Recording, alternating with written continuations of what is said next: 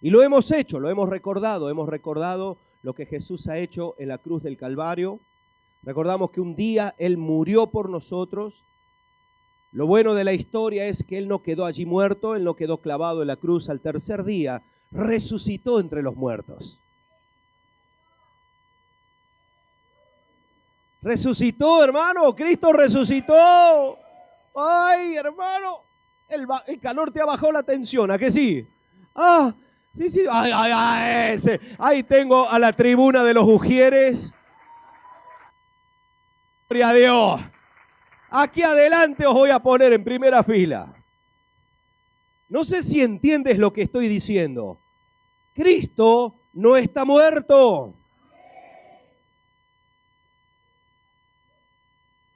¿Sabes lo que significa eso? Significa que gracias a Él hay una puerta abierta donde toda persona puede pasar a través de esa puerta y experimentar lo que la palabra de Dios enseña. Porque dice la palabra que todo aquel que en Él cree, que en Él confía, que pone su confianza en Él, no será avergonzado. La palabra nos habla de un Dios de poder, lo estuvimos viendo. Jesús es el Rey de Reyes y el Señor de Señores. Y cuando nosotros nos damos cuenta de todo eso, decimos, Señor, yo quiero esas bendiciones, yo quiero que tú me ayudes, pero tenemos que entender y comprender que lo que Jesús hizo en la cruz del Calvario no fue para que quedase como un evento histórico. Lo que Jesús hizo en la cruz del Calvario lo tenemos que vivir, el beneficio de ese sacrificio lo tenemos que vivir todos los días de nuestra vida. Cristo en la cruz del Calvario venció al pecado. Amén. Quiere decir que tú hoy puedes enfrentarte al pecado y decir, no voy a claudicar, te voy a resistir, pecado, porque Cristo Jesús me da autoridad y Él pelea por mí y Él pelea en mí y me va a ayudar para vencerte. Él venció también a nuestro mayor azote, que es el enemigo, a Satanás. Eso no existe. Sí existe, hermanos, existe. El diablo existe y anda como un león rugiente buscando a quien devorar. Y cuando Cristo Jesús le derrotó en la cruz del Calvario, le arrebató la autoridad que Él le había arrebatado a Adán y Eva. Por eso la cruz del Calvario tiene una connotación espiritual tremenda. En el huerto del Edén, Satanás engañó a Adán y Eva y ellos cayeron y al pecar le cedieron la autoridad a Satanás. Por eso Satanás es el príncipe de este mundo. ¿Habéis visto cómo se le llama en la Biblia? El príncipe de este mundo. Ese es uno de los títulos que se le da. Es más, Jesús mismo lo dijo cuando vimos el tema de las tentaciones. Cuando se enfrentó contra el diablo, viene el diablo y le dice, yo tengo autoridad sobre todos los reinos de la tierra y a quien quiero se la doy, porque a mí me ha sido entregado. Esa es la autoridad que tiene Satanás. Es una autoridad espiritual que se manifiesta luego en lo natural. Y esto es un principio que te tienes que grabar en la cabeza. Todo lo que tú ves naturalmente es reflejo de lo que espiritualmente pasa. Y esto es así, no falla. Por eso dice la palabra que por el fruto somos conocidos. Tú quieres saber si una persona verdaderamente es alguien que tiene relación con Dios, tienes que ver su fruto, porque lo que tú ves es el reflejo de su realidad espiritual. Y entonces tienes que verlo en las situaciones difíciles, en las complicadas, no en las fáciles, porque las fáciles todos somos más espirituales que para qué. ¿A qué sí? Cuando las cosas nos va bien, ¡wow! ¡Qué guay! Conquistamos el mundo, somos guerreros. Bueno, David, insignificante al lado nuestro. El rey David, que venció a gigante, a Goliat. Nosotros decimos, ¡buah! David no es nada. Pero cuando las cosas se tuercen, ahí es donde empieza realmente a notarse quién es el que está y quién no está. Y entonces ahí es donde empezamos a ver que la victoria de Jesús tiene una connotación importantísima porque nos ayuda a vivir el día a día. Es para el día a día. Hoy hemos recordado el sacrificio de Jesús, pero hermano, esto no es, lo hacemos una vez al mes, pero podríamos hacerlo todos los días. Porque todos los días tenemos que recordar que en la cruz del Calvario, Cristo Jesús venció. Y cuando resucitó al tercer día, venció incluso a la muerte. Y entonces Jesús recuperó la autoridad que el diablo le había robado a Adán y a Eva y nos la concede a nosotros. Por eso dice, estas señales seguirán a los que creen, a los que creen, a los que creen, a los que creen ¿en quién? En Jesús y en lo que Él puede hacer. El domingo pasado estuvimos en el culto, oramos, pusimos manos sobre los enfermos y los enfermos sanaron. Y uno dice, pero ¿cómo puede ser que una persona con una hernia discal, que no podía asentar la pierna, con un dolor tremendo, con un adormecimiento en la pierna, por el simple hecho de pedirle a Dios que intervenga, sale caminando y más contenta que unas castañuelas? ¿Cómo puede ser? ¡Qué hombre! ¿Verdad? Algunos confunden y dicen, es que el pastor, no, hermano, no, el pastor no. Es como tú, en los buenos momentos. Somos limitados, carentes de toda nuestra, ¿verdad? De todo lo que nosotros queremos ver y disfrutar, nosotros no podemos añadir nada. Estamos aquí y decimos, bueno, vamos a tener hoy un culto maravilloso. Mirad, hermanos, si Dios no quiere que tengamos un culto maravilloso, no lo vamos a tener. Porque por mucho que nosotros nos esforcemos y gritemos y clamemos y demás, esto es una cuestión espiritual. Ahora, lo hermoso es que Dios no es caprichoso. Dios dice, a ver, yo te veo a ti, tú quieres, yo te doy. ¿Por qué? Porque Él mismo nos enseñó que el que pide, recibe, ¿o no? Y el que busca, halla. Y al que llama, se le abrirá. Y entonces Jesús es así, siempre está con su puerta abierta. Lo que pasa es que nosotros tenemos que comprender un poquito mejor cómo se mueve el mundo espiritual. Cuando no entendemos cómo se mueve el mundo espiritual, todo lo interpretamos por lo que vemos, por lo que sentimos, por los sentidos. Oímos, vemos, gustamos, tocamos. Entonces, en base a todo eso, nosotros interpretamos y decimos, a ver, el hermano, yo lo veo serio, está enfadado. No, sí, tú. Claro, y el hermano me dice, no, yo no estoy enfadado. Ya lo sé que no estás enfadado. Pero si yo me guío solamente por lo que puedo llegar a ver, puedo interpretar mal. Y en el mundo a veces pasa así. Yo he escuchado a creyentes, a hijos de Dios, venir a la iglesia y decir, esto, yo antes estaba mejor en el mundo que en Cristo. Y yo digo, una de dos, o no ha nacido de nuevo, o le dio mucho el sol y está alucinando. ¿Cómo va a estar mejor? Claro, sí. ¿Cómo vas a estar mejor? Imposible. Antes te dominaba el pecado, ahora no, Cristo te ha hecho libre. Antes venía el diablo y te utilizaba como una marioneta. Si tú te pones a analizar muchas cosas que hemos hecho antes de conocer a Cristo, las hemos hecho pensando que eran ideas nuestras. Pero luego te das cuenta que no, que detrás había alguien que condicionaba también nuestras decisiones. Esa vocecita que se decía, venga, hazlo, total, pa. Y uno pensaba, he tenido una idea. ¿Idea? Sembrada la idea. Y ahí es donde tenemos que pelear día a día. ¿Sabéis por qué digo pelear? Porque lo que Jesús ganó en la cruz del Calvario tiene realmente ese sentido.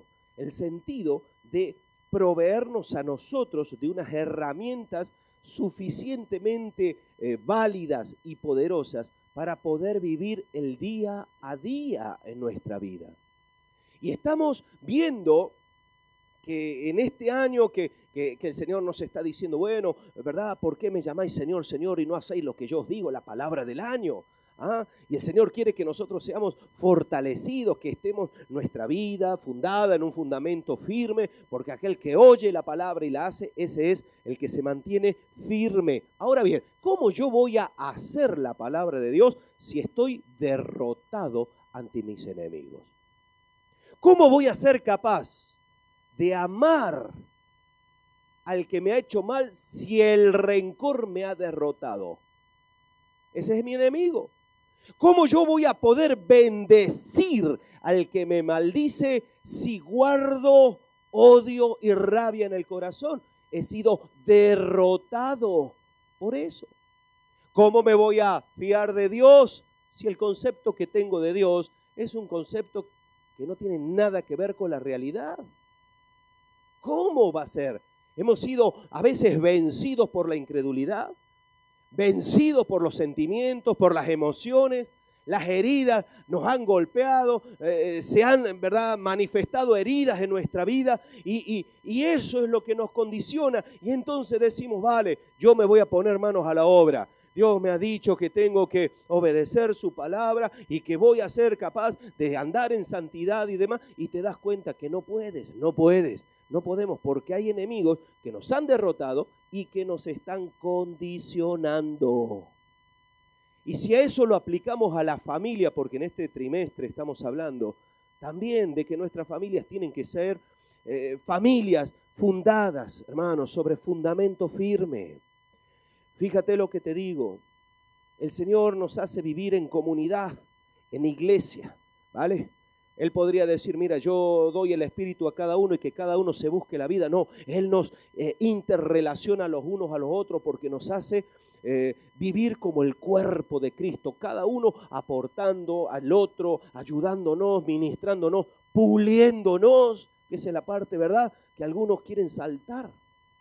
Sí, el hermano que tienes cerca es el que te pule. Dios lo ha puesto allí para pulirte. Algunos están así, escucha. Sí, porque es así. Cuando tú lo ves y ves que no arranca, que siempre lo mismo, dice, ay, Señor, ayúdame, púleme. Y Dios dice, claro que te voy a pulir. Alguna vez yo le he dicho, Señor, no me pulas tanto, total, ya está. Y el Señor dice, yo te voy a pulir todo lo que yo quiera. Y entonces yo digo, oh, Señor, bueno, está bien. Por eso me tiene aquí. Nah, es broma. Yo soy muy bendecido, amén. Yo de verdad, amén. Aquí me dicen, nosotros también, pastor, gracias. Si no, ya corto el mensaje y nos vamos. Lo cierto es, y es lo que yo quiero que podamos en esta tarde reflexionar, es que para pelear el día a día es necesario que nosotros seamos conscientes de algunas cosas. Lo primero de lo que tenemos que darnos cuenta es que estamos en un conflicto, en una guerra espiritual. La Biblia nos habla, podríamos aquí dar un estudio acerca de lo que habla la Biblia. En momentos determinados dice, nuestra lucha no es contra carne ni sangre, sino contra principados, contra potestades, contra los gobernadores de las regiones celestes. Podríamos hablar de todo ello. Podríamos decir, bueno, vamos a dar un estudio, pero este no es el propósito. Yo quiero empezar y partir de una base. La base es que hay un conflicto espiritual. Ese conflicto espiritual está marcado y está acentuado porque día a día nosotros vamos a tener que pelear diferentes batallas. Una guerra no se gana con una sola batalla ganada. La guerra solamente uno puede decir que se ha ganado cuando hemos logrado que el enemigo claudique ante la autoridad nuestra. Si no ha claudicado, entonces no hemos vencido. Por eso dice la palabra que nosotros somos más que vencedores, amén. Sí, somos conquistadores. Conquistar es vencer y permanecer. Algunos dicen, ¡guau! Ya he dejado de fumar. Sí, ¿cuánto tiempo? 3 días. Bien, por algo se empieza. He vencido a ese tirano llamado tabaco. Y lo he vencido por fin. 3 días. Una buena batalla. La venció. Durante 3 días venció. Pero se puede decir que una persona que ha fumado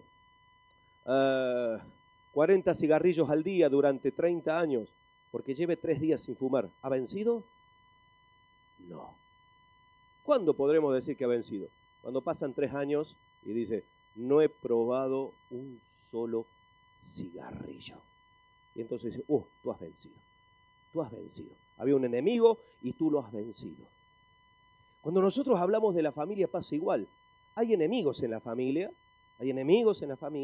¿verdad? O enemigos que nos rodean, incluso dentro de la familia, que lo que hacen, que lo que tienden, hermanos, es precisamente tienden a luchar contra aquello que Dios quiere lograr. Dios quiere que nosotros tengamos familias sólidas, familias firmes, familias que estén fundadas en la roca, ¿verdad? Que no se mueve, para que cuando venga la adversidad permanezcan firmes y no estén pensando, ¿verdad? Cosas que no tienen nada que ver con Dios, sino que estén totalmente firmes. Eso es lo que quiere Dios para tu familia. ¿Lo sabías? ¿Sí? Entonces, la pregunta que te tengo que hacer antes de seguir predicando, ¿tú te crees que Dios quiere para ti una familia realmente en bendición, una familia que funcione, una familia que cuando vengan los problemas, en lugar de empezar a gritarse el uno al otro, se ponen juntos para gritarle al diablo? ¿Te lo crees? Entonces este mensaje también es para ti. En el libro de Nehemías, capítulo 4, yo creo que lo tenéis allí. En el capítulo 4 del pasaje del 1, desde el versículo 1 en adelante, yo quiero que nosotros veamos dos cosas que son fundamentales. Claro, el libro de Nehemías, yo te pongo un poquito en el contexto, el libro de Nehemías es un libro que nos narra cómo Nehemías, este hombre que se dedicaba a ser copero del rey, es decir, probaba los alimentos y la bebida del rey antes que el rey para ver si estaban envenenadas o no. Este hombre, siendo parte del pueblo de Dios, estaba en cautividad, ese era el trabajo, y se entera que la ciudad de Jerusalén, la gente que estaba allí, la estaba pasando muy mal. Había una realidad, había afrenta, es decir, había burla, había derrota, había desánimo. La situación era chunga. ¿Entendéis esa palabra, verdad? Estaba fatal el tema. Muchos podrían haber dicho, ay, qué mal que está la cosa. Nehemías no. Nehemías dijo, ay, qué mal que está la cosa, algo puedo hacer. Y Nehemías empezó orando. Empezó a clamar a Dios y le pidió a Dios por su pueblo. Claro, cuando empiezas a ver el propósito final de Nehemías era edificar una muralla que rodeaba a la ciudad. Estaba rota, estaban las puertas quemadas y había que reconstruirla, había que arreglarla. Bien. Y entonces se pone manos a la obra, pero claro, aunque el fin último era edificar una muralla, en todo lo que encontramos, o en mucho de lo que encontramos en este libro de Nehemías, encontramos un montón de estrategias, de pautas y de principios para todo aquel que quiere llegar al final de una tarea teniendo la victoria, es decir, teniendo éxito en la tarea que ha empezado. Recién me dijisteis que queréis que vuestra familia sea bendecida, ¿sí? Entonces vais a tener que trabajar por ello. Ah, ya no te gusta tanto, ¿eh? Sí, vas a tener que trabajar. Vas a tener que trabajar. Y este libro de Nehemías nos habla del trabajo, pero nos habla prácticamente, yo quiero hablar de dos principios o dos cosas que tienen que suceder y que tenemos que nosotros ser conscientes de ellos si queremos terminar bien, que nuestra familia realmente muestre y demuestre que lo que Dios está haciendo, es real y verdadero. Y entonces dice aquí, en el capítulo 4, versículo 1,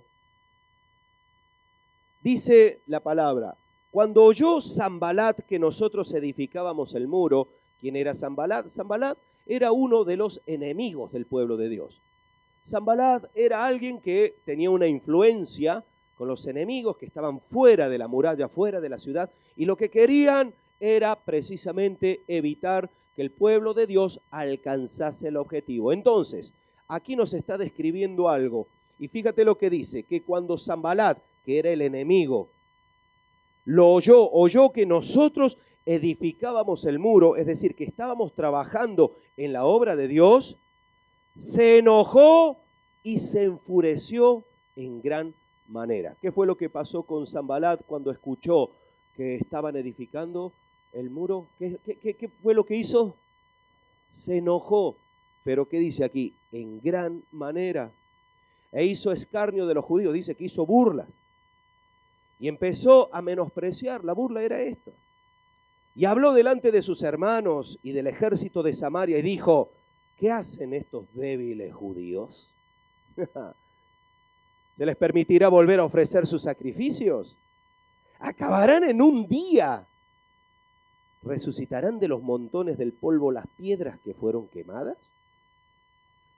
Y encima ahí Sanbalat tenía a alguien al lado que estaba junto a él, llamado Tobías, que era amonita, el cual dijo: lo que ellos edifican del muro de piedra, si subiera una zorra, lo derribará. Si subiera una zorra, lo derribará. Piensa en tu familia por un momento. Tú dices: bueno, me doy cuenta que mi familia no funciona. El matrimonio no va bien. Cada vez que hablamos, terminamos discutiendo. Cada vez que quiero decirle algo a mi hijo me menosprecia.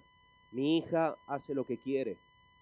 Entre nosotros no hay paz, no hay armonía. Tú entras a mi casa y parece la Segunda Guerra Mundial, no, la tercera. Porque es atómica esta.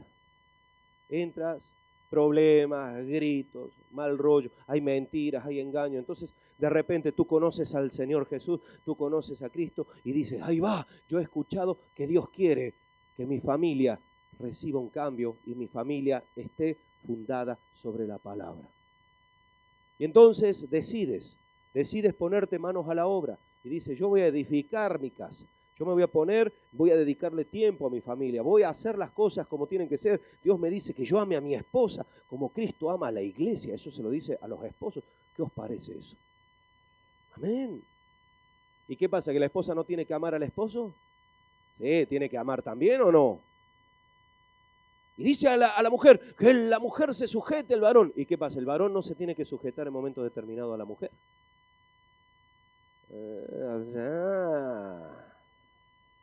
Claro, porque algunos van en plan jefe. Fíjate lo que dice la Biblia. Bueno, y te pones manos a la obra y dices: lo voy a lograr. Y no te das cuenta que hay enemigos alrededor tuyo que cuando te ven, lo que hace tu actitud es molestarles. Cuando tú quieres vivir la palabra, cuando tú quieres realizar lo que Dios quiere y lo que Dios tiene pensado para ti, para tu familia, eso molesta a tus enemigos. Hay enemigos que son realmente permanentes, ese es el diablo, sus huestes de maldad. Y luego hay enemigos, como dije recién, ocasionales.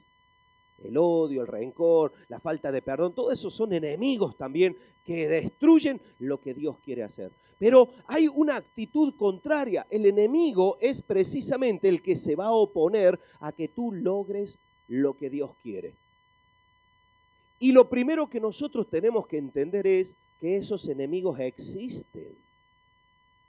Que las cosas no son el fruto de la casualidad. Alguno dice: bueno, yo voy a la iglesia, con que vaya a la iglesia es suficiente. No es suficiente.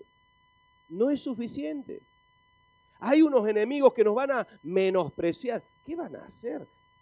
El diablo, que te conoce ya de años y que nos ha conocido de años, sabe las veces que hemos fracasado, las veces que hemos sido un desastre y decimos: esta es la buena, me voy a poner manos a la obra. Y empieza el diablo a troncharse de risa. ¿Pero qué va a hacer este débil creyente? ¿Podrá edificar lo que está quemado? ¿Podrá de las cenizas de su vida restaurar algo? Y ese es el mensaje continuo y permanente. ¿Sabéis qué? Ese mensaje llega también a la mente, a la cabeza, y se encarga de que nos enteremos, porque eso fue lo que hizo Sanbalat, que el pueblo se entere, que los judíos se enteren. ¿Qué van a hacer estos? Y ahí es donde nosotros necesitamos ayuda, porque si queremos ponernos manos a la obra, necesitamos ayuda. Amén. ¿Y sabes de dónde se obtiene la ayuda? Del pastor, porque el pastor lo sabe todo. ¿Qué necesitas? Yo te doy. No, digo, yo estoy así haciendo la pose, nada más. ¿Qué necesitas? Y lo que necesitas realmente tienes que buscarlo. ¿De dónde lo vamos a buscar? ¿Dónde lo vamos a encontrar? En Dios. Por eso dice el verso 4, que ante esa realidad, cuando se entera Nehemías que los enemigos se burlaban, se reían y demás, Nehemías no salió como un loco a querer matar a los enemigos, a querer gritarle, ¿vosotros qué os pensáis? No, Nehemías no perdió el tiempo dirigiéndose a ellos, dedicó tiempo dirigiéndose a Dios, que tiene poder y autoridad para vencer a cualquier enemigo. Por eso dice, oye, oh Dios nuestro, que somos objeto de su menosprecio, y vuelve el baldón de ellos sobre su cabeza, y entrégalos por despojo en la tierra de su cautiverio. No cubras su iniquidad, ni su pecado sea borrado delante de ti, porque se airaron contra los que edificaban. ¿Qué actitud tuvo Nehemías? ¿Qué fue lo que hizo Nehemías? Perdón, ¿qué hizo? ¿Estás entendiendo lo que estás leyendo? Oye, oh Jehová, ¿a quién le está hablando? A Dios. Se puso a orar. Se puso a orar. No vas a vencer nunca a un enemigo sin oración. Nunca vas a poder llegar a tener victoria sobre los enemigos, sobre los conflictos, sin oración. La oración, hermanos, es la comunicación con Dios, es darle lugar a Dios en nuestra pelea. Nehemías le dijo, oye, Dios, tú los estás viendo, tú los estás escuchando. Oh Señor, haz algo tú, le está diciendo Nehemías. Tremendo. Algunos quieren que su familia esté bien, pero no oran. No le piden nada a Dios. Si tuviéramos que hacer una encuesta ahora y preguntar cuántas horas dedicas al día a orar y clamar por tu familia, realmente podríamos llegar a sorprendernos, no una vez al mes o como se suele hacer cuando vienen los problemas. ¡Ay, me he enterado que mi niño está malo, está enfermito! Oremos, clamemos por... Gloria al Señor, vamos a orar por esa enfermedad y demás. Pero yo te voy a decir algo, tu oración es protectora, es preventiva. Cuando nosotros estamos orando por nuestra familia, estamos marcando un límite para que los enemigos no intervengan. No le vamos a dar lugar. Yo no voy a esperar a que mis hijos estén enfermos para pedir por ellos. Tengo que orar ahora. Tengo que clamar ahora. Yo tengo que pedirle a Dios por mi familia. Yo no puedo esperar a ponerme de ayuno y oración por mi familia cuando surjan los problemas matrimoniales. Porque si surgen los problemas matrimoniales, surgirán. Pero si surgen porque yo no he sido capaz de orar, la pregunta es, ¿no lo podríamos haber evitado? ¿Cuántas cosas podemos llegar a evitar si oramos y clamamos? Sabemos que el enemigo está rodeando. Sabemos que hay un plan. Sabemos lo que Dios quiere. Pero si nosotros no somos capaces de orar, es más fácil que otros oren por nosotros. Con esto del WhatsApp, orad por mí. Me da ganas de contestar, ora tú. No lo suelo hacer, yo oro, ¿vale? Cuando me piden. Claro. Si yo tuviera realmente que dedicar, es que me faltan horas al día, hermanos. Con el listado que yo tengo de mis cosas, imagínate. Y ahora añádele todo lo que... Y bueno, ahí por lo menos orar, pedirle a Dios. Pero ¿quién es el que tiene que pelear tu batalla? Dios. Pero ¿quién es el que tiene que darle lugar a Dios en tu batalla? Tú. Dios pelea si tú le dejas que Él pelee. Dios interviene si tú le das lugar. Por eso nuestra vida espiritual de oración, de clamor, luego vienen los lamentos. Ay, si yo hubiera cuidado a mi esposa, con lo buena que era, si yo la hubiera cuidado, y ahora no nos podemos ni ver. La oración es preventiva, te guarda, te protege, porque estás dando lugar a que Dios intervenga en tu familia. ¿Lo entiendes a esto? Ahora pregunto, ¿cuánto oras? Bueno, no me contestes tanto. No me digas cuánto. Yo lo único que quiero saber es si tú eres consciente de la responsabilidad que tienes. Porque la familia, hermanos, si eres parte de la familia, es tu responsabilidad. Hay una familia de la fe, que es la iglesia, es tu responsabilidad. Si a ti te da igual cómo van las cosas de la iglesia y no oras por la familia del Señor, por la familia de la fe, entonces tú no tienes autoridad para quejarte de nada. No tienes autoridad para criticar nada, ni para opinar de nada. Porque estés o no estés, no aportas nada. Y esto puede parecer duro, pero la familia pasa igual. Si tú eres de los que solamente se queja y tienes quejas contra la esposa, tienes quejas contra tu esposo, tienes quejas contra tus hijos, ay, es que este niño me ha salido, y a veces dicen cada cosa, este niño me ha salido mal. ¿Cómo que te ha salido mal? Sí, son expresiones. Y lo maldicen. Maldicen al hijo, maldicen a la esposa, al esposo. Me engañó. Parecía Brad Pitt y míralo ahora. A ver. Que no, hermano, que no te engañó. Los años pasan. Sí. A todos nos llega. Es que esta antes era y ahora mírala, me está ignorando. A ver, tenemos que orar, porque cuando tú oras y te pones de rodillas y confías en Dios y le dices, Señor, ayúdame, Señor, esta es la situación, ¿sabes lo que hace Dios? Dios interviene. Dios interviene. Ahora bien, la oración es fundamental, es tremendamente prioritaria. Pero te voy a decir algo, tienes que aprender que la oración no es suficiente. ¿Es necesario orar, sí o no? Bien, pero no es suficiente. Algunos oran y no dan ningún tipo de paso. Por dar un ejemplo, si tú no eres capaz de orar por tu familia, ¿verdad? Tendrás un problema. Pero si oras y no haces nada para bendecir a tu familia, entonces no servirá de nada tanta oración. A veces no nos damos cuenta, pero los hijos, nosotros podemos orar por nuestros hijos, pero los hijos quieren tener tiempo con los padres. ¿Lo sabías eso? Bien.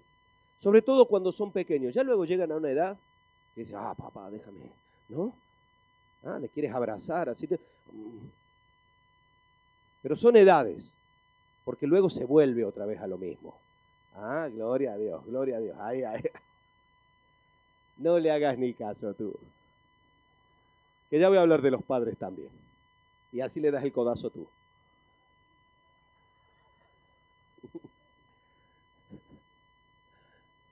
Es que es así. Pero tenemos que ser conscientes, y esto es también lo que aprendemos en este pasaje. Yo me pongo a pensar, ¿tan importante era levantar una muralla? ¿Tan complicado? ¿Era levantar una pared? Porque eso era una pared que rodeaba toda una ciudad.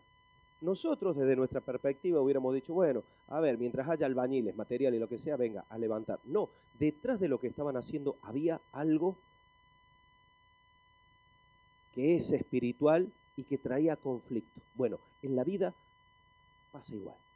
El matrimonio, ¿tan difícil es llevarte bien con la persona con la que amas? Pues sí.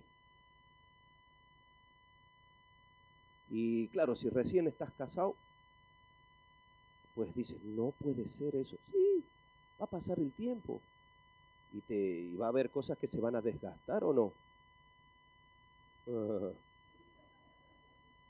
Algunos no se anima a decir nada. Claro que se van a desgastar, pero nuestra lucha, nuestra batalla tiene que ser continua. Oramos, pero a la vez tenemos que actuar. Tenemos que activarnos. Y entonces ahí es donde viene la segunda parte. Necesitamos estrategias. No hay una victoria si no hay estrategias. Nadie gana una guerra peleando al tuntún y tirando tiros para todos lados. ¿Tú te imaginas eso una guerra? en una guerra donde van y los tanques, los aviones, todo, y viene el general y dice, coger y vaciar todos vuestros cargadores y tirar. ¿A dónde, general? No sé. Tirar para allí. A alguien le caerá. ¿Vosotros pensáis que eso sería una orden lógica? ¿A que no? Bien. Hace falta estrategias. Para saber las estrategias que uno tiene que tomar, tiene que conocer cómo ataca también el enemigo. Cómo se mueve el enemigo de cada uno. Y entonces cuando uno sabe cómo se mueve el enemigo, tiene estrategias. Y aquí nosotros aprendemos cómo se mueve el enemigo y a la vez qué estrategias podemos nosotros poner en funcionamiento. ¿Sabes para qué? Para que Dios nos dé la victoria. ¿Queréis la victoria todavía o no? Bien. Dice el verso 6, edificamos pues el muro y toda la muralla fue terminada hasta la mitad de su altura, porque el pueblo tuvo, ¿qué cosa? Ánimo para trabajar. ¿Sabéis qué es ánimo? Bien, lo contrario que estáis manifestando ahora. Definición de ánimo, lo contrario de lo que estáis manifestando ahora. ¿Tuvo qué cosa? Ahí va queriendo. Algunos dicen, ay pastor, no me diga eso con el calor que hace, no tengo ánimos de gritar. Ya verás tú. ¿Qué cosa tuvo el pueblo? Y como tuvo ánimo, esto es el fondo norte, bueno. Cuando tuvo ánimo, edificó. Y entonces tenemos que aprender que cuando uno está desanimado, no edifica. Es una cuestión lógica, ¿verdad? Tú cuando estás desanimado, ¿tienes ganas de hacer muchas cosas? Cuando tú estás desanimado, ¿tienes ganas de salir de paseo con la esposa o con los hijos y lo que sea? Cuando estás desanimado, ¿tienes ganas de ponerte a orar y buscar y batallar? No, cuando uno está desanimado, hermano, cuando uno está desanimado, no quiere hacer nada. Pero aquí nos dice que el pueblo tuvo ánimo, llegaron hasta la mitad de lo que tenían que hacer. ¿Por qué lo lograron? Porque había ánimo, estaban animados. Ahí tenemos que empezar a ver y a darnos cuenta que el enemigo va a procurar traer desánimo, porque si hay desánimo en nosotros, entonces nada podremos hacer. Ahora bien, sigue diciendo, ellos tuvieron ánimo, pero en medio de ese ánimo dice, pero aconteció que oyendo otra vez Sanbalat y Tobía y los árabes y los amonitas y los de Asdod, que los muros de Jerusalén eran reparados, porque ya los portillos comenzaban a ser cerrados, ¿qué fue lo que pasó con ellos? Se encolerizaron mucho y conspiraron todos a una para venir a atacar a Jerusalén y hacerle daño. Ahí empezamos a ver estrategias del enemigo. Al principio, cuando empezamos a leer, se enteraron que ellos iban a edificar y dice que Sanbalat y Tobías se enojaron, pero no dijeron nada más, no hicieron nada más. Pero cuando tú vas en serio, el enemigo dice, no solamente me enojo, sino que voy a hacer algo para impedir que tú lo logres. Por eso empezaron a maquinar. Ahí es donde entendemos al apóstol Pablo que dice, no ignoramos las maquinaciones del diablo, que está buscando cómo impedir que nosotros sigamos adelante. Se encolerizaron, dice, y conspiraron todos a una para venir y atacar a Jerusalén y hacerle daño. Entonces, verso 9, ¿qué fue lo que hizo Nehemías? Oramos a nuestro Dios y por causa de ellos, ¿qué dice? Pusimos guarda contra ellos día y de noche. Y dijo Judá, las fuerzas de los acarreadores se han debilitado. Fíjate, estaban animados primero, iban edificando a tope, pero las fuerzas de los que tenían que quitar escombros y demás, se debilitó porque decían el escombro es mucho y no podemos edificar el muro. Y entonces en ese momento de debilidad, nuestros enemigos dijeron, no sepan ni vean hasta que entremos en medio de ellos y los matemos y hagamos cesar la obra. Pero sucedió que cuando venían los judíos que habitaban entre ellos, nos decían hasta 10 veces, de todos los lugares de donde volviereis, ellos caerán sobre vosotros. Entonces, por las partes bajas del lugar, detrás del muro y en los sitios abiertos puse al pueblo por familias, con sus espadas, con sus lanzas y con sus arcos. Después miré y me levanté y dije a los nobles y a los oficiales y al resto del pueblo: no temáis delante de ellos. Acordaos del Señor grande y temible y pelead por vosotros, pelead por vuestros hermanos, pelead por vuestros hijos y vuestras hijas, por vuestras mujeres y por vuestras casas. Y cuando oyeron nuestros enemigos que lo habíamos entendido y que Dios había desbaratado el consejo de ellos, nos volvimos todos al muro, cada uno a su tarea. En este pasaje vemos la estrategia. Nehemías sabía que había un enemigo. El enemigo dijo: ahora vamos a destruir, vamos a ir y les vamos a atacar. Entonces, lo primero que hizo Nehemías fue orar. Pero no se quedó en la oración. Si queremos la victoria, necesitamos tener estrategias de oración, protección, atención, involucración y motivación. Y te voy a describir cada una de ellas de forma rápida. Oración. Entonces oramos a nuestro Dios. Verso 9. Lo dijo y lo dice claramente. Protección. Dice, cuando nos enteramos que ellos querían venir y atacarnos, dice, por causa de ellos pusimos guardas contra ellos de día y de noche. ¿Sabes qué hicieron? Pusieron gente que estuviera atenta a los ataques. Estrategia. ¿Tú quieres que tu familia funcione? Tienes que estar atento a lo que pasa. Padres que no se enteran lo que pasa con sus hijos en los colegios. No saben si van bien, si van mal. No saben si están estudiando o no.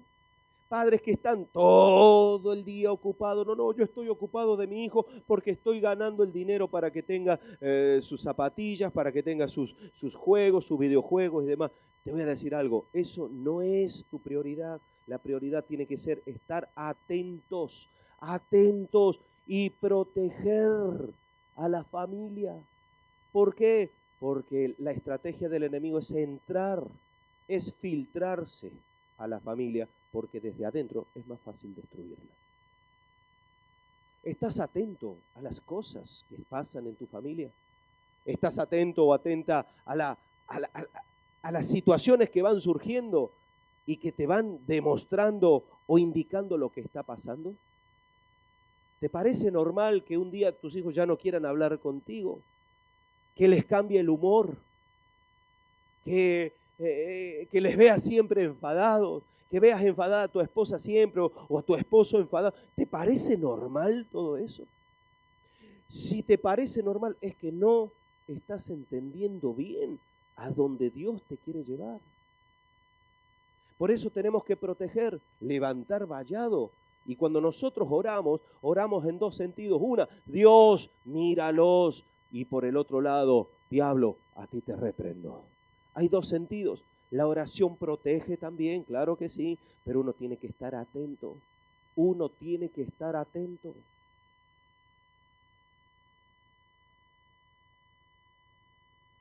Dice el verso 13, entonces por las partes bajas del lugar, detrás del muro y en los sitios abiertos, fue donde pusieron la guardia para cuidar y proteger. ¿Sabes por qué? Porque prestaron atención a las zonas débiles. ¿Tú sabes cuáles son las zonas débiles de tu familia? ¿Tú sabes por dónde el enemigo puede entrar? ¿Tú sabes cuál es la debilidad de tu familia? Porque si no lo sabes, no podrás poner protección en ello. Nosotros tenemos que ser capaces que las partes débiles sean fortalecidas. ¿Cómo? Orando, clamando y aportando nuestro granito de arena, por así decirlo. A veces los hijos pueden ser una parte débil. Su carácter, el carácter de los niños, cada uno es como es. Y a veces los padres queremos, ¿verdad?, tener un molde para los hijos, que todos sean buenos alumnos, perfectos, estudiosos, respetuosos, trabajadores, que arreglen la habitación y demás. Bien, hay alguien que tiene un hijo así tan perfecto. Lo quiero invitar a comer a mi casa. Van creciendo, van madurando, van teniendo conflictos, claro que sí, pero uno tiene que saber, porque puede que por no proteger el punto débil y querer que tu hijo sea algo que no es lo que Dios tiene pensado, estés poniendo sobre él una carga que luego le va a traer consecuencias negativas. Si tu hijo no es bueno para las matemáticas, ¿significa que ya no va a estudiar más la matemática? No, significa que no le puedes pedir un 10. Claro, no le pidas un 10, pídele que apruebe. Pero no le pidas un 10. Porque a lo mejor ese es el punto débil. Ahora, si es bueno para las matemáticas, que no se conforme con el 5. Saca la alpargata santa y encarrílalo. ¿Por qué? Porque eso le va a ayudar. Porque a lo mejor su debilidad no está en el conocimiento, en la capacidad cognitiva, sino en el carácter. Da igual, total, con un 5 apruebo, esa mediocridad. Y entonces, si tú sabes que tu hijo tiende a la mediocridad, ora, trabaja, cubre las zonas débiles. Si tú sabes que tu esposo es un hombre que está siendo trabajado por Dios, que está siendo ahí moldeado por Dios, y que de repente, ¿verdad? Bueno, está trabajando Dios en él y todavía no tiene total dominio en su carácter. Y vas tú y le dices algo y reacciona un poco más. Y tú sabes que ese es un punto débil. No significa que no le vayas a decir nada. Lo que te estoy diciendo es que protegemos esa zona débil. ¿Sabes cómo?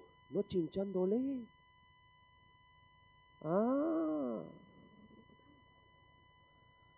Pastor, es que mi esposo me trata mal. Y yo suelo preguntar, ¿y usted cómo trata a su esposo, hermana? Porque luego escucho al esposo y dice, es que no me deja en paz.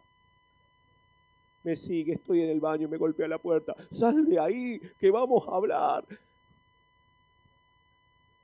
Sí, me manda WhatsApp, audios. Que sepas que no me he olvidado, que tenemos una conversación pendiente. Una presión. Y uno dice, a ver, si este varón no es un, ¿verdad? Porque lo llegará a ser, lo logrará hacer. Por eso uno no se tiene que conformar. Yo no estoy diciendo, ay, bueno, como tiene mal carácter. Mira, si tiene mal carácter, que lo cambie, Dios le va a cambiar. Yo lo que estoy diciendo es que si tiene esa debilidad, no voy a ir a pincharlo para que reaccione. A veces los esposos igual van a casa y son reyes. Quieren que cuando lleguen, una alfombra. Pero ya no roja, de flores rojas. O sea, pétalos que la mujer esté 4 horas tirando pétalos de rosa para que él cuando llegue, el siervo, encuentre su sofá despejado y el mando al alcance de su mano. Y entonces la esposa, ¿verdad? Llega y está ahí, trabaja afuera, cocina, cuida a los chicos, atiende, encima limpia la casa, todo, pero no se ve. Y hay momentos donde la mujer se siente cansada de eso.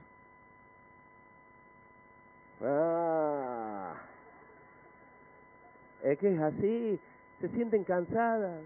Porque es ingrato, dice, aquí trabajo y nadie valora lo que hago. Ese es el mayor mal que sufren a veces las mujeres en el hogar, en las casas, que nadie valora. Están matándose haciendo una comida, la dejan allí y dicen, para comer esto me voy al bar de abajo. Y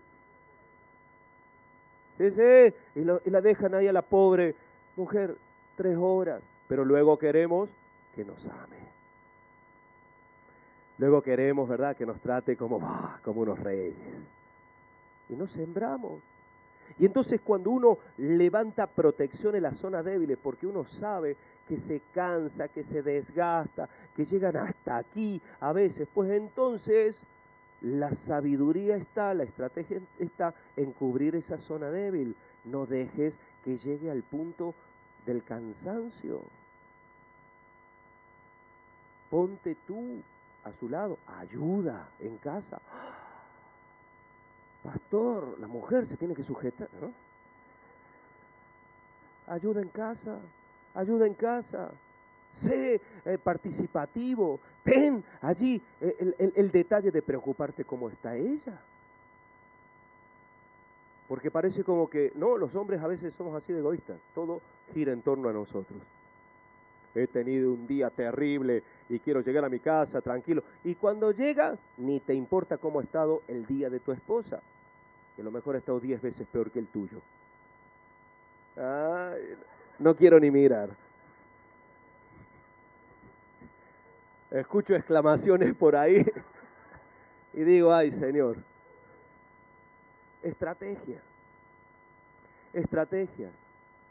Estrategias que nos llevan a proteger las zonas débiles. Si yo sé que un momento mi esposa va a explotar porque está cansada con todo lo que tiene que hacer, yo, hermanos, tengo que procurar que no llegue a ese punto. Pero entiéndeme, que no llegue ahí al límite, ¿verdad? Esperar hasta el último momento. A ver, va a explotar. Ahora la saco. No, claro, porque algunos son así. La estrategia está en cuidar. ¿Cómo? Le ayudas, estás allí, le amas. Oh. Y eso bendice. Los hijos igual. Los hijos a veces parece como que no tienen ninguna responsabilidad. Claro que la tienen. Y los padres igual. Pero la palabra nos dice, no exasperéis a vuestros hijos. Es decir, no le saques de quicio a tu hijo. Y a veces estamos allí, insistiendo. ¿Sabéis por qué a veces somos así de pesados? Porque queremos que nuestros hijos sean lo que no hemos sido nosotros. Yo no quiero que tú seas un burro como tu padre. Y lo tienen al niño ahí. Que tiene que estudiar, claro que tiene que estudiar, prepáralo. Pero a veces ponemos presión, entonces vamos a cubrir. Ahora se están formando. Sembremos cosas que le van a servir en su crecimiento. Valores, sembremos un carácter, trabajemos en eso. Todo lo demás se irá añadiendo y nosotros protejamos para que nuestros hijos no estén presionados más de lo que tienen que estar. Esas son estrategias de protección. Además dice que puso, ¿verdad?, en las zonas débiles, es decir, las zonas bajas del muro y demás, puso al pueblo por familias, con sus espadas, con sus lanzas y con sus arcos. ¿Sabes qué significa esto? Que tiene que haber involucración en toda la familia. Esto no es una cuestión de unos cuantos, esta es la cuestión de todos. Y tú puede que la realidad que tengas sea de que la mayor parte de tu familia no es creyente. Pues entonces a ti te tocará pelear, luchar y batallar. Porque un día, cuando tu familia empiece a conocer de Jesús, ellos tendrán que sumarse a la batalla, al trabajo e involucrarse. Toda la familia se tiene que involucrar. Todos. No es una cuestión de unos cuantos. Y por último, tiene que haber motivación. ¿Sabes que la motivación te trae ánimo? ¿Lo sabías? Cuando tú estás motivado, tienes ánimo. Mirad, ahora estáis así como un poco apachuchados. Pero si yo os digo, te voy a dar 100 euros a que se te va el apachuchamiento. Te levantas, sales como una flecha, vienes aquí. No lo voy a hacer, o sea que no te levantes, pero hay una motivación.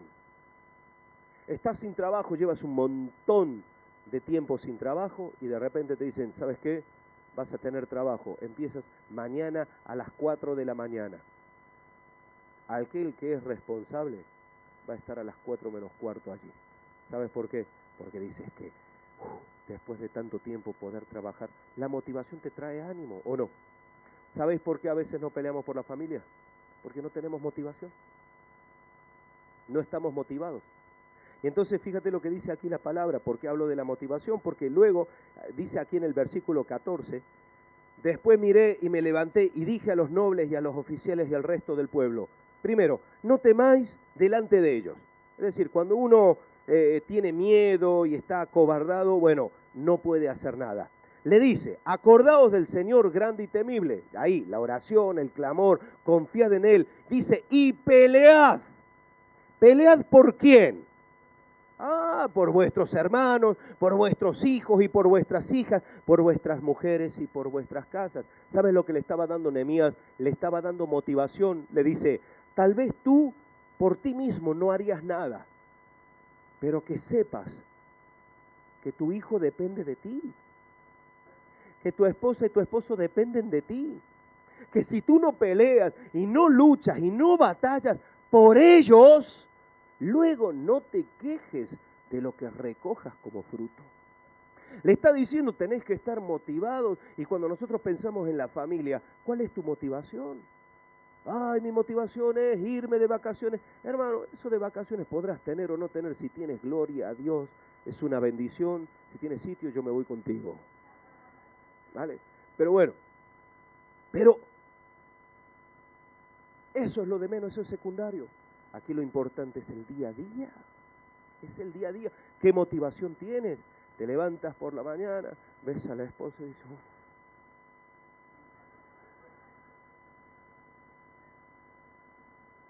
sales de la habitación, te cruzas con el niño. ¿Tú te piensas que vas a pelear con esa motivación?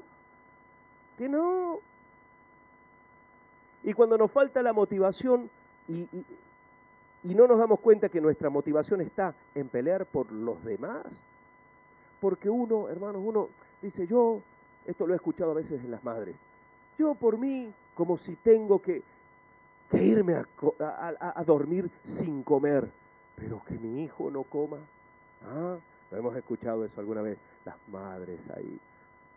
Los padres dicen, yo irme sin comer, nunca. Que no coma el niño que está un poco gordo. Pero bueno, cada uno en lo suyo. Amén. Bueno, soy un poco exagerado. Los padres también nos preocupamos, También estamos preocupados, Pero es la verdad. Yo prefiero estar enfermo yo antes que ver a mi hijo enfermo. ¿No? Se suele decir. Yo prefiero sufrir yo antes que mi hijo sufra. Yo prefiero yo. Bien. Esa es la actitud que hay en el corazón. Por eso, cuando nosotros pensamos en la familia, nuestra motivación tiene que ser esa. Algunos han dejado de pelear por la familia porque se sienten ellos desmotivados. Y entonces dice, yo no recibo en mi casa lo que necesito, mi mujer ya no es lo guapa que era, o mi esposo ya no es, ¿verdad?, el cachas que era antes. Sí. Antes era músculo, ahora... Ahí está el hombre, esforzándose. Por este voy a pelear, por este voy a batallar. ¡Ah! Me falta motivación, pero yo te voy a decir algo. La bendición que Dios tiene preparada para la familia es insustituible. Familias fuertes hacen iglesias fuertes hacen que las ciudades sean cambiadas, sean transformadas. Por eso es tan importante dedicar ese tiempo, tiene que haber motivación. Yo no sé si tú estás muy motivado para bendecir, edificar. ¿Sabes qué? A algunos les falta la motivación y en lugar de proteger y de guardar, van en contra.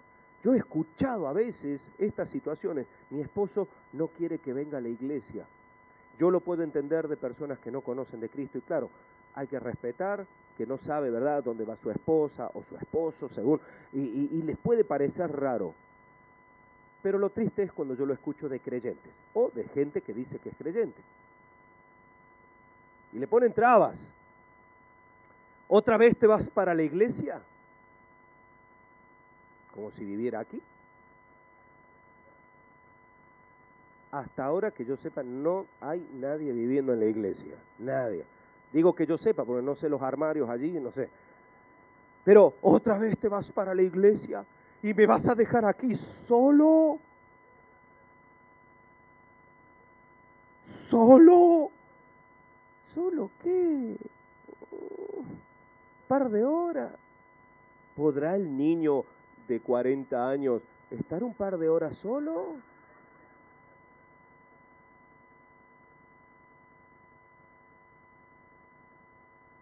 A veces pasa también con las esposas.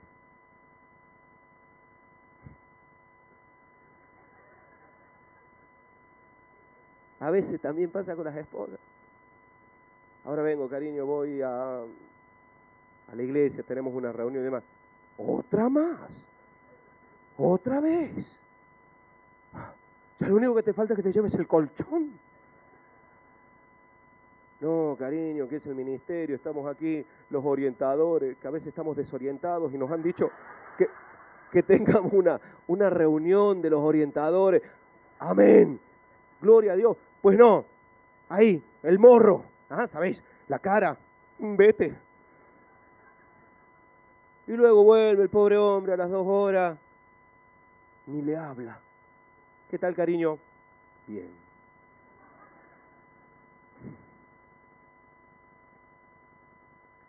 Así no vamos a motivarnos, ni tampoco vamos a cubrir, ni vamos a guardar. Y hay tantas cosas más que podría decir. Pero ¿sabéis qué? Tenemos que terminar. Es la primera vez que alguien quiere que no termine de predicar. Generalmente cuando digo, se acabó, hermano, amén, gloria a Dios, aleluya. No siento exclamaciones de júbilo. Algo está pasando en el mundo espiritual. Algo está cambiando. Pero ¿sabéis qué? Esto es bien serio. Esto es bien serio. Las familias están sufriendo, estamos sufriendo muchísimo. Algunos están de vacaciones familiares, de vacaciones en su cuidado, en su protección. ¿Por qué? Porque aparentemente la cosa va funcionando.